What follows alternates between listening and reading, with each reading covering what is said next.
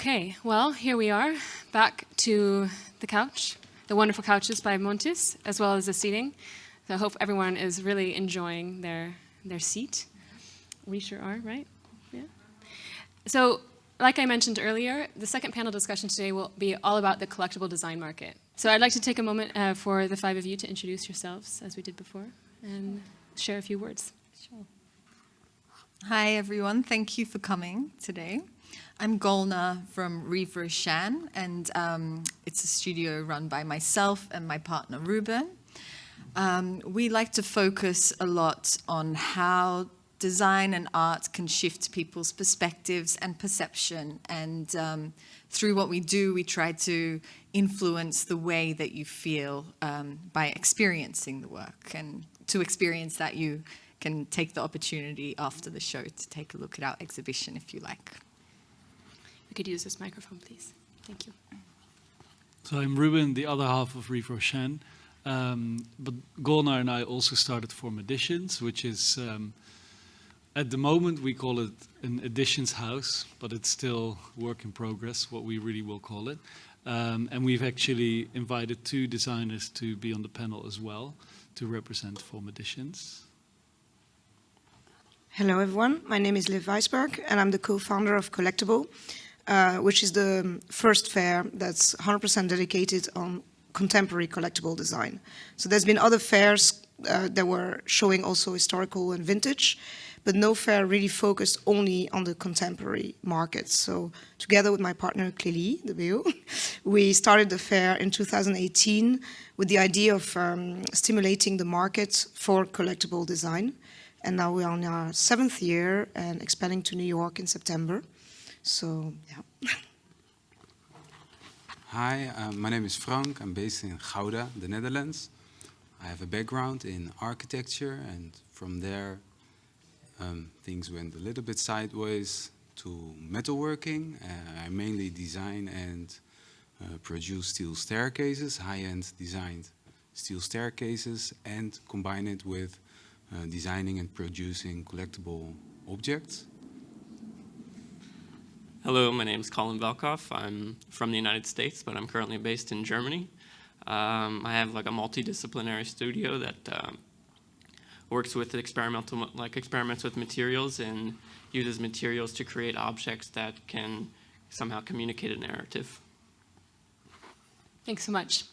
Liv, I think as the co-founder of Collectible, you're very well positioned to give us a clear idea of what exactly it is collectible design is and what the market is like today. So I think as you said, Golnar said, and you at the beginning, for us, collectible design is unique pieces, one-off, or very limited edition, or bespoke. So actually it's kind of the name also of our sections. So I have a section called Bespoke because we want to highlight that when you meet a designer at the fair, you can actually ask them to make something for you, just for your project of yourself.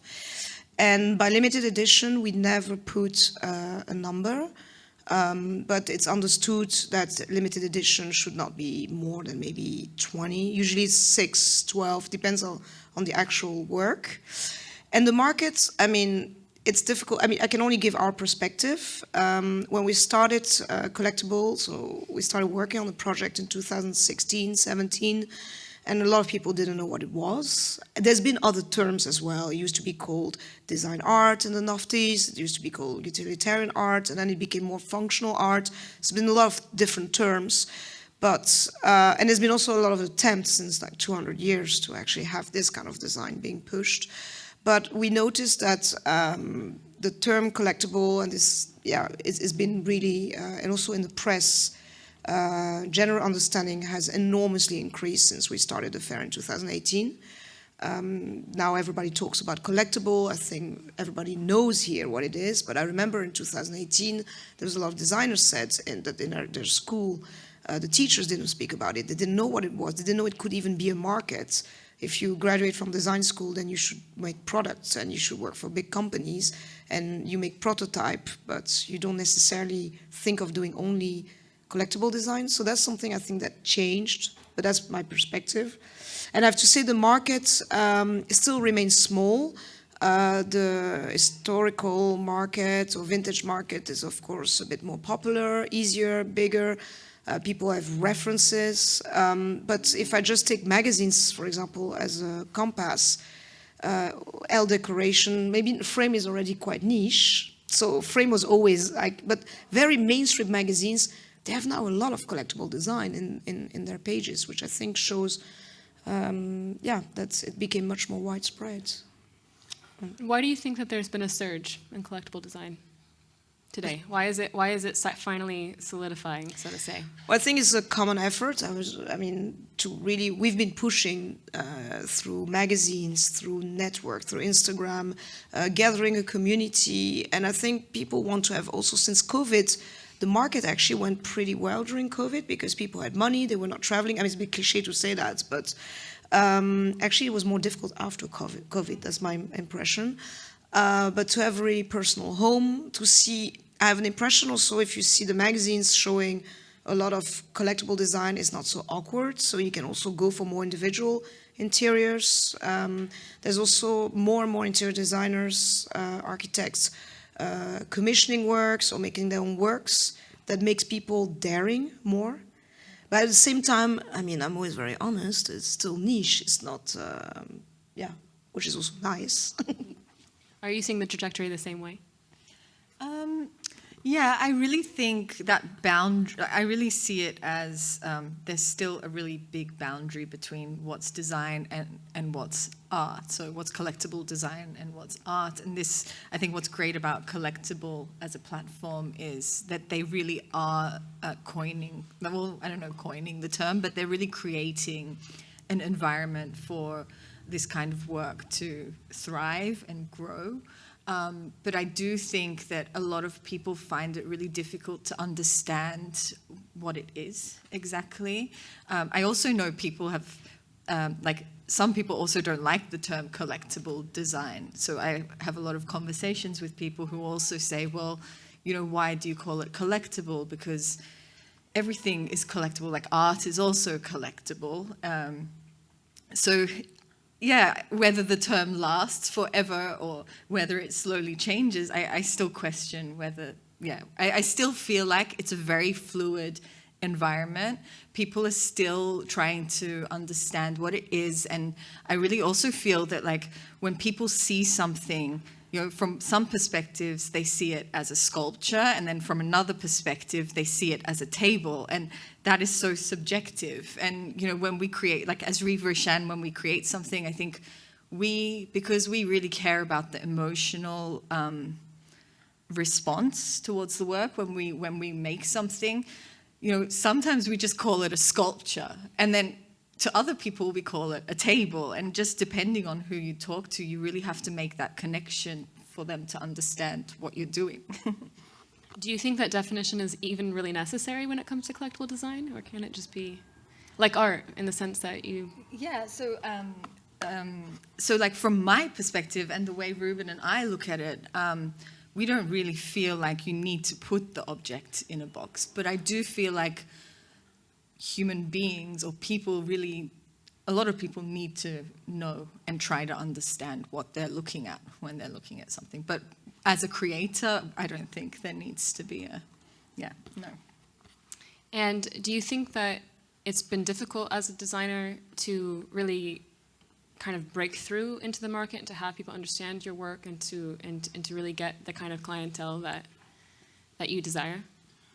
Well, as of breaking through, for me it feels more like as art, not as designing or design objects. So I just produce, I just make, I just go, and I combine it with the other practice I have, and from there it takes off by itself. Somehow it sells itself, it shows itself, and of course through form editions it reaches a bigger audience. So I don't feel like I have to put in something to break through, but I don't know how it's for you. Yeah, and when I started making things, I didn't really set out to pursue the field of collectible design or functional design when I started doing it. I mean, functional art when I started doing it, but it's more like just by following my passions and what I'm interested in creating, it kind of just pushed me in this direction of collectible design, and I ended up being a part of this field somehow. But it wasn't really like I was looking to be a part of it. It was just through what I was doing in my studio that happened to correlate to this industry. And Liv, what gap did you see that made it possible for collectible to come to life? I think for us, maybe small background on the term collectible, because clearly and I, we both have the peculiarity, we come from the art world. So when we started Collectible, it was both from a passion, but also an observation. Because I was, for a little anecdote, I was a director of Independent, which is a New York fair that was in Brussels, and I was approached by Maniera. I think most of you know Maniera and think really high of Maniera. At this time, I didn't understand what they were doing. I had 2 meetings with them. After the second meeting, I was like, wow, that's super interesting. Maniera is a gallery in Brussels, and they have artists and architects making furniture.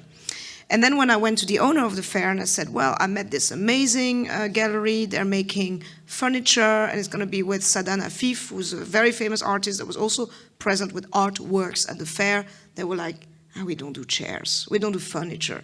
As soon as I said it was chairs, it was furniture, it was seen as a less valuable object. It was not a form of art, and therefore they couldn't have their place at the fair. And then I saw them later at Art Brussels, which was the competing fair, next to the toilet, between the toilet and the restaurant, in a tiny booth. And then I thought, when we met with Clélie, we were like, we need to put Maniera or this kind of galleries or designers at the center, not next to the toilet or not just not there.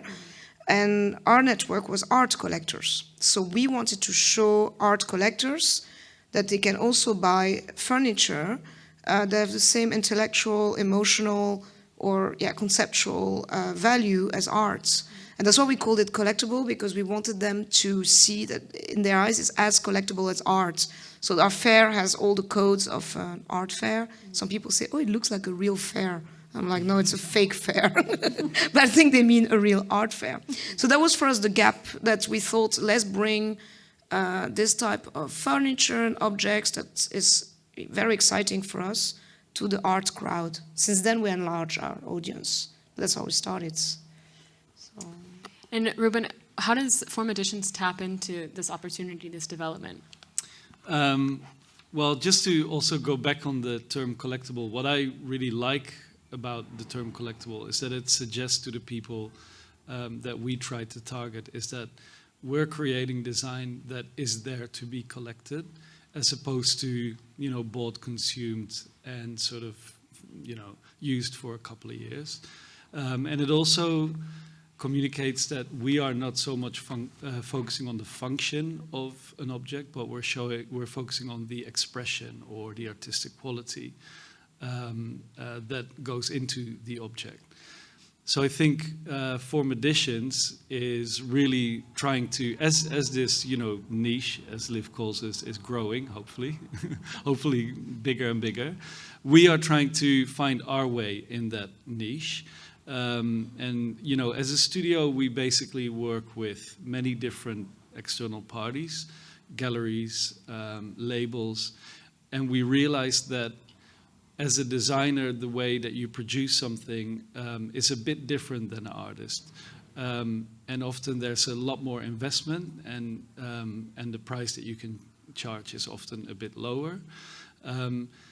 So the gallery model doesn't always work for everything. And at the same time, when something is a limited edition, it's not really, you can't really go to a design label and say, I've designed a chair, but I only want to make 20. So we're sort of trying to, with Form Editions, we try to create a platform that can have the consistency and the dependability in a way of a label, but has the focus on the artistic expression of a gallery. Really interesting. And designer that focuses on collectible design, I think is very liberating because, we also work on briefs and projects and we really enjoy that. But you're often sort of compromising your view to the point that you're really executing someone else's goal or someone else's brief or vision. And what's, I also heard it in the previous talk, what's really nice about having this more artistic freedom to create something is that you can really focus on what you want to make without any compromise. And I think that ultimately is really pushing the whole field forward. Yeah, and I think it's important also to talk about the decline of mass production, the growing consumer awareness of sustainability, but then to also balance out with accessibility, right? So I can understand that collectible design is only going to get more and more popular as people really start to desire making more environmentally conscious decisions, having things that are unique, having things that aren't just something that you get in a cardboard box and build within 5 minutes. But do you think that collectible design has potential to be accessible one day? Or do you think it will always stand in this exclusive arena? I mean, this is always a bit of a thing. I think throughout the ages and really like the entire history of humanity, really good art has been valued really highly, and therefore, you know, it's always been a bit of an elitist thing, whether it's like the church or the king or, you know, nobility that can afford it. At the same time, I think, you know, designers and artists and creatives, they themselves are not part of that financial elite, and I think they add so much to our world and our daily life.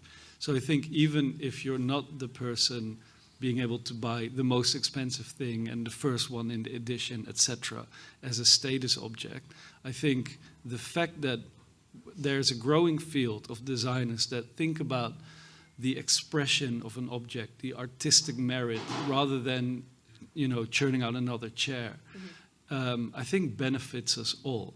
And the funny thing is that we used to have a radio in our home, we used to have a calendar in our home, we used to have a telephone, we used to have an alarm next to our bed. And that's all been, you know, sucked up by our iPhone or whatever brand you have. So all these like functions in our home have disappeared and are not necessary anymore. So our homes become more and more empty. And so I think it's a beautiful thing that you can now fill your home with something that just plays with the light or creates a beautiful sound or has this really rich tactility or materiality to it. And I'm really seeing a lot of parallels with the early days of the modern fashion industry as we know it, the couture salons that were in Paris, and the fact that buyers would come from all over the world to basically pay people to copy the designs, to sketch them, and then to recreate them in their own markets. Do you see copycats being a big threat in collectible design? For me personally, I try not to worry about it too much, and when I'm making my objects, I always approach it in a way where it's like, even if I try to reproduce the object, it'll never be 100% the same. So that's kind of my methodology whenever I go to make something, is whether it's through technique or material or something that like this, it's like, even if someone were to ask me to, oh, could I have that, like another one of those, like it'll never be 100% the same. So that's how I kind of like avoid this area of like copycat, you know, things or frustrations that could happen. But it's not something I like. It's just wasted energy to like, as an artist or designer, to concern yourself with those kind of things. You just follow what you're interested in and make what you want to make, and then what comes of it comes of it. Yeah, it's the same for me. I also don't really worry about copying, and also in most of the pieces I design and I make, there is some craftsmanship which is almost impossible to like mass produce. So no worries. No. Can I just add something? I mean, I do really find it a shame, though, that some brands that can afford to collaborate with artists, like instead of approaching the artist and collaborating directly with them, they actually do copy that. And what I don't understand is, you know, they have the budgets. What they would be paying the artist to do it wouldn't be that much more than them having to figure it out. So I do actually believe that something needs to happen, that these sort of big companies change their mindset about this field as well. And if I may say something, because I'm originally a copyright lawyer, and actually we had a talk at Collectible on copyright. I invited a friend of mine who's a copyright lawyer, to give I thought it would be the most boring talk and no one would attend. It was the most attended talk ever at Collectible. And what was interesting is that it goes in both directions. You know, as a designer, do you copy other people? Because actually you can be in trouble. And sometimes you copy without knowing, but you can still be in trouble. So I think it's good to be informed. But also mainly you see a lot of interior designer, I won't name them, but go on the Instagram account. By the way, it's sleeping now, but the copy with, there's an Instagram account. That's quite famous. There's one very famous interior designer in the US that is copying a lot of young people.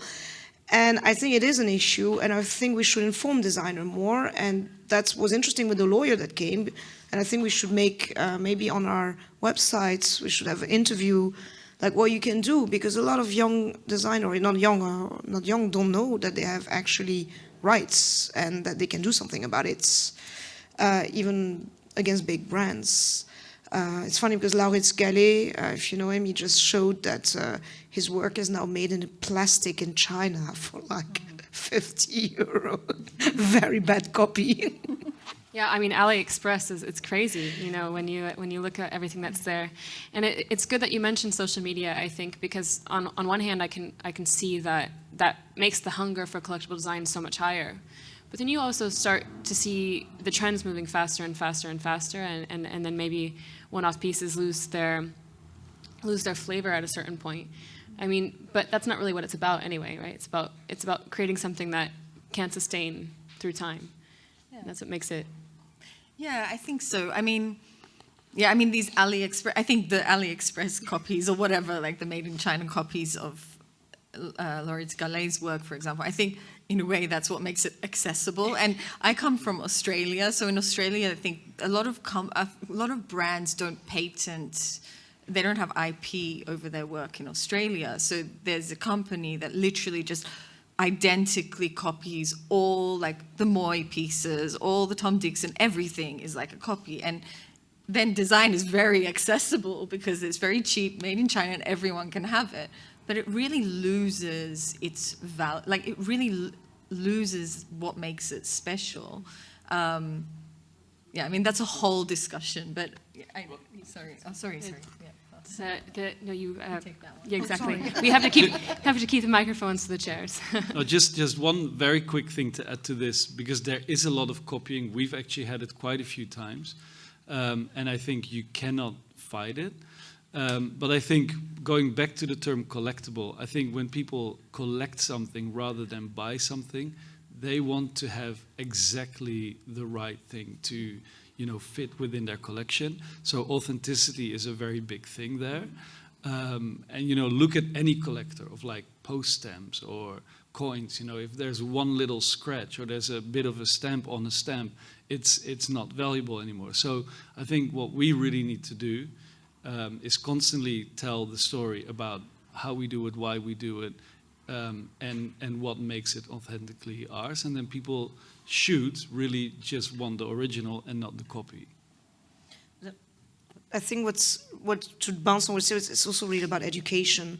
And one of the things we always say, I don't want to sound patronizing, but one of the reasons we created Collectible was also to educate our crowds and all sorts of crowds on what is collectible design, and also why is this table, this chair so expensive? Because in art, often the price value is very different than design, because in design, you have very young designers pricing extremely high a chair, but say, yeah, but I created a machine and the machine took me like 3 years and my machine is so expensive, so my chair as a result cost 10,000.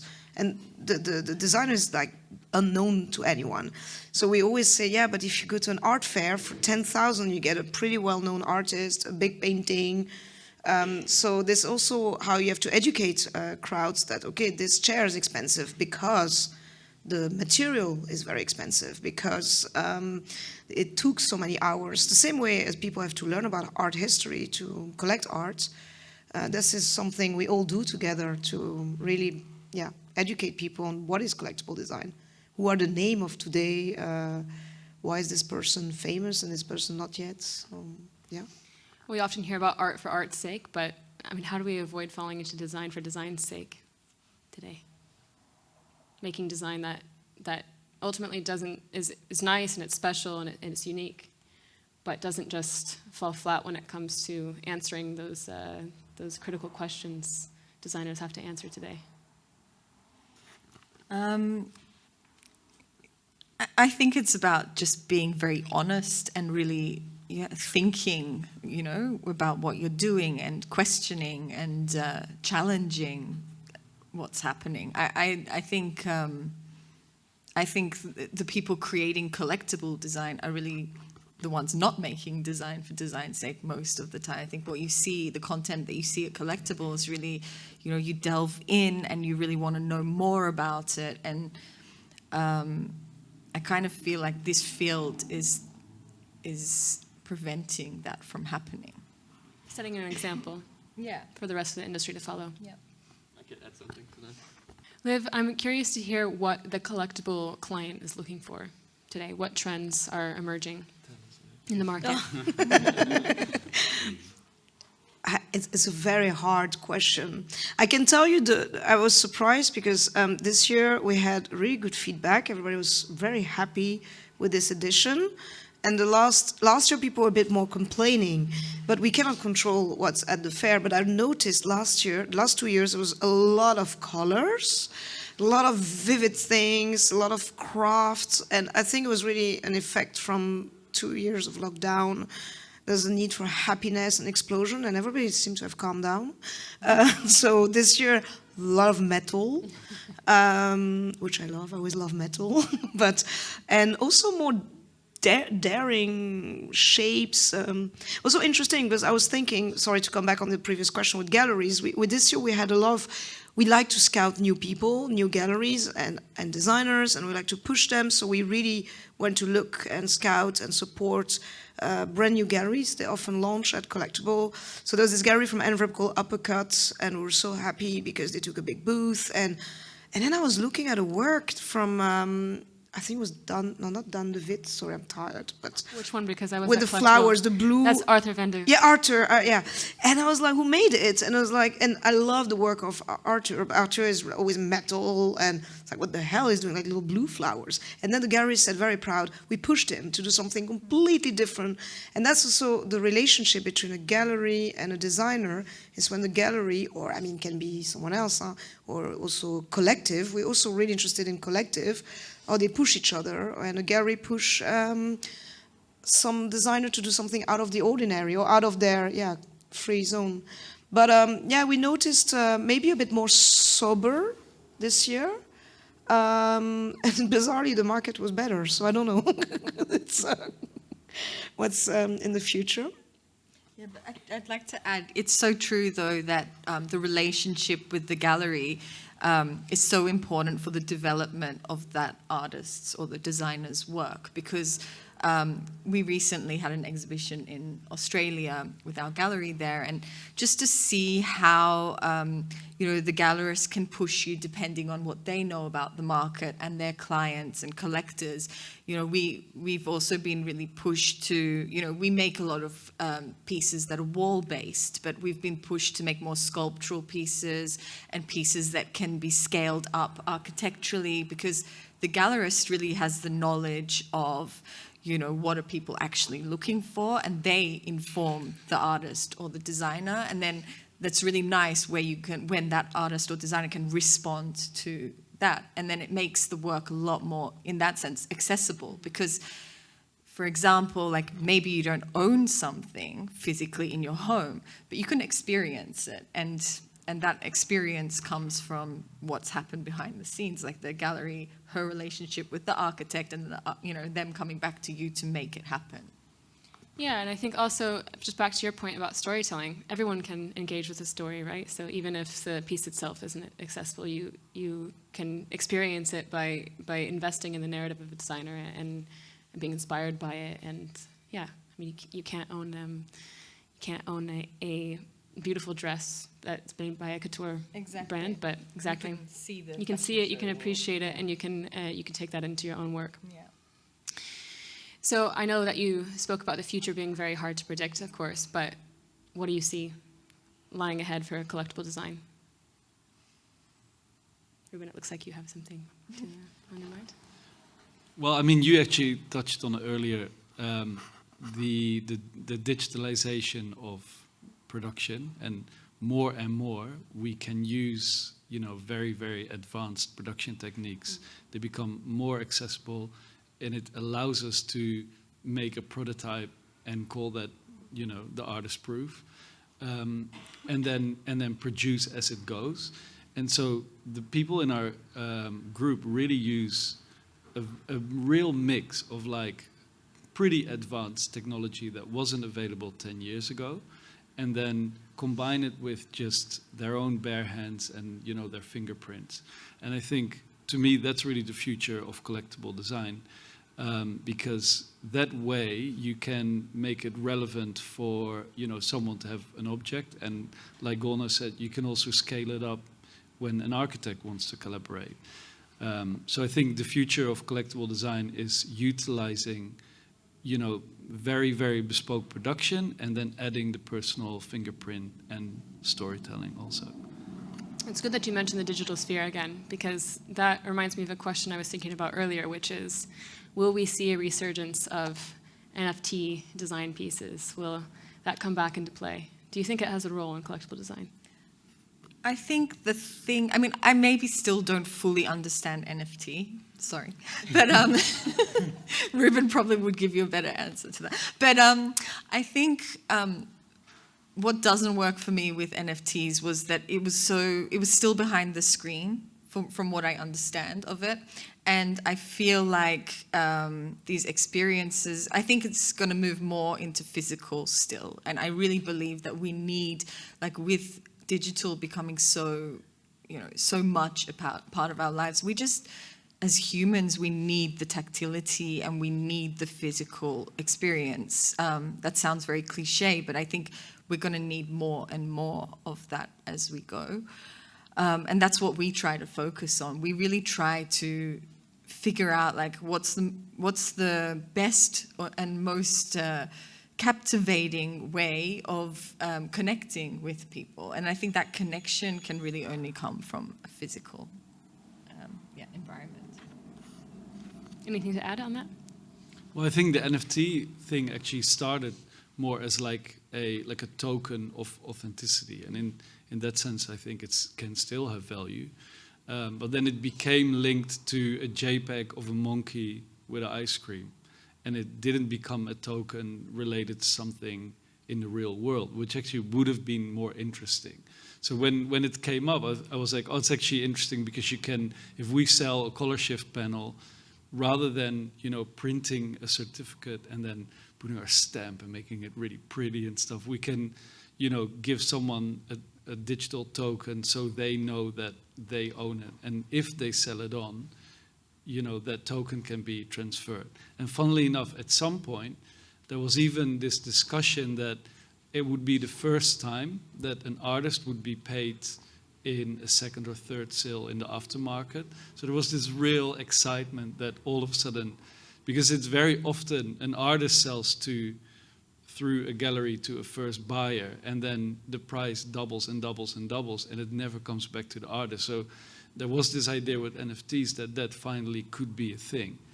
But then I think it got sort of, I don't know, misused. A bit cloudy, exactly, yeah. And what advice would you have for a designer looking to branch into collectible? What pathway should they take? I think this is a good one for Frank, because he reinvents himself every time. Well, can you repeat it one more time? What advice would you have for a designer who's looking to go into the collectible market or to create these one-off pieces? Well, like if you talk about reinventing, that's if you want to get into it, I don't know where you're coming from, but find your basis. And well, the funny thing is, the interesting thing is, when you have your idea, you have your first sketch or your design, I always do some research if it's been done before or not. And then sometimes you find out it has been done before. I think many designers do this. So we all push each other sideways to this way, or this has been done, maybe I can incorporate or change or go back more, even one step back more to the basis of what I wanted to design. And like this, you will find your own path somehow, combined with your own interests and your own skill set. But I find it really interesting that I think most designers, without knowing, we push each other some direction. Oh, I know Paul Koen already did that. Watch out.